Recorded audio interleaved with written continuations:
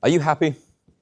It feels somewhat like a leading question. I mean, it is. I was told I was supposed to put an audience question at the start of this, sort of relate to you all. And it's going to lead into something, because what I want to talk to you about today is exactly why so many people in our society and in our school and in our country in general and in the world are unhappy. And why I personally have a very strong belief that all our unhappiness is simply constructed in our minds and is no way meaningful. It's no way a really meaningful depiction of reality in our human condition. So to better understand this, I want to have a look at human sociology. Our society seems to act in such a way that we as humans have an instinct to survive. No matter what philosophical theory is put forth or psychological theory is put forth about how the mind works, everyone agrees that humans must somewhat have an instinct to survive. And so we act in a way that all our behaviors must be viewed through either a lens of survival or profit. You can see this looking around today. Everybody seems very serious, and that's why I love people watching, and I encourage you all to do the same. Don't interact with these people that you watch. Just simply be a part of it and watch as people walk past, focused on either survival or profit. Our entire society seems to be filled with these two people. All these people focus on one or two things, survival or profit. If it doesn't benefit either, it mustn't be good. And these are the most drab, dull, grey, unhappy, boring people you will ever encounter.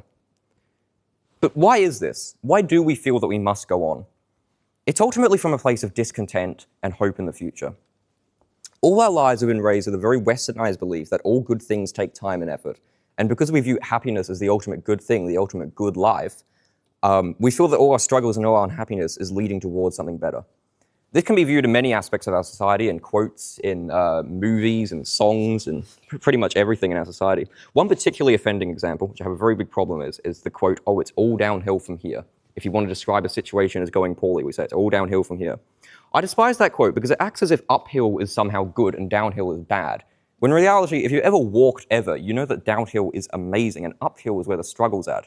But no, we must view uphill as this sort of struggle to some better life, this good life. We think that because we struggle going uphill, that's a good thing. We view life as a journey towards happiness, and we put hope in the future in order to make ourselves feel better today. If we're not happy today, we say to ourselves that we're happy in the future. The present is an incomprehensibly tiny gap between the past, which determines ourselves and makes us who we are, and the future in which our happiness and ultimate end goals lie, waiting to be achieved by us in due time.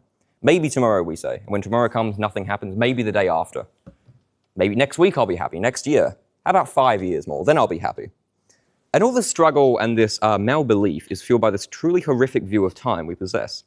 We simultaneously say to ourselves that we are both a result of the past and that we cannot change the past.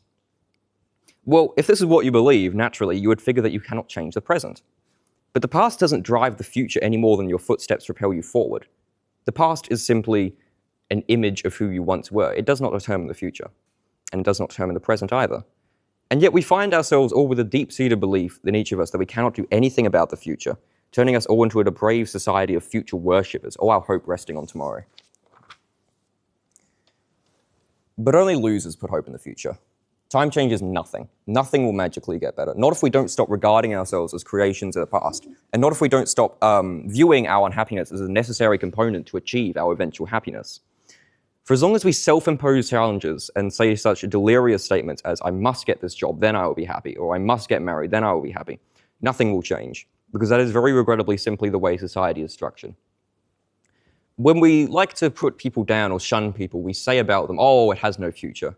When we put down a terminally ill dog, we say, "Oh, but he has no future, he must go." But do any of we have a future? It's much better to have a present, because what good is a future without a present? Futures without a present is like wearing glasses without eyes. Because by the time the future comes, which you've been hoping for all this time, you're going to be worrying about something else in the future, and you're not going to be living in it. Humans are remarkably backwards at times. We complain about self-imposed problems, yet we also feel wrong when there are no problems, particularly when we are bored. Being bored is an awful thing, we say in our society, because of the absence of stimuli and an absence of productivity and a waste of time. But what other creature self-imposes himself with a myriad of problems, complains about it, and then further complains when there are no problems? With this mindset, it's really no wonder that a lot of people view life as suffering. I'd like to give you all a thought experiment in this general sort of theme. So suppose you die and you go to heaven an angel. And in heaven there is the greatest array of pleasures you can ever imagine. Any pleasure you can imagine, heaven has. It is the greatest form of happiness for any human being. It is all good, it is all safe, it's all peaceful, all eternal. and you're simply enthralled by these options of everything that you can do. And so for many days, weeks, even a couple months, you find yourself infinitely engaging in these pleasures, having as much fun as you possibly can, such as no mortal would ever dream of. But one day you say to God, well, this is all very good, but I'm feeling a little bit bored. Once I've had every positive experience I can possibly have, there isn't really much to do here. And well, I'm here for eternity, so how do I fill the time? And God says, aha, and he takes you to a special corner of heaven where there is a box, much like a coffin perhaps. What is it, you say? The sensation machine, God says. Simply enter the box and you can have any experience you could possibly want. Unlike in the rest of heaven, you can feel pain, you can suffer, and you can sin, and you can experience any negative emotion you could possibly dream of. You can live the life of any person to ever exist, or any animal, or you can imagine your entire own scenario. Aha, you say. It's perfect, God, thank you. And so you enter the box, and you choose to experience anything at all, for any length of time, any emotion, any feeling, any pain, any suffering, any sin. You might, for example, choose to live the life of a peasant in medieval Europe, or a great king. Or you might imagine yourself as a great valiant knight slaying dragons and rescuing princesses, or engaging in noble battles with great beasts of the ocean. You might even choose to jump into lava purely to know what it feels like, because when you were on when you were on Earth for all those years, you never did get to know how that felt like. But now you can feel it. After all, if you were to die in the simulation, the sensation machine, you would simply wake back up in heaven, nice and safe. But none of these experiences truly feel real, because all this pain is simulated. You choose to live the life of a widow and feel heartbreak in exactly the same way she did, but all the time you would know it is a simulation, you can end it at any point. You'd have that feeling at the back of your mind that none of this is real, that all this is constructed by the mind, and you can end it at any point and be happy. And so one day you say to yourself, today I'm going to simulate a reality in such a way that I do not know it is a simulation, and to the point of where I feel real pain and suffering and anguish. And so you enter the machine, and you choose to live the life of a person in the 21st century, saying to yourself that the simulation will end once you die. You want to feel real pain. Well, how do you know that isn't you?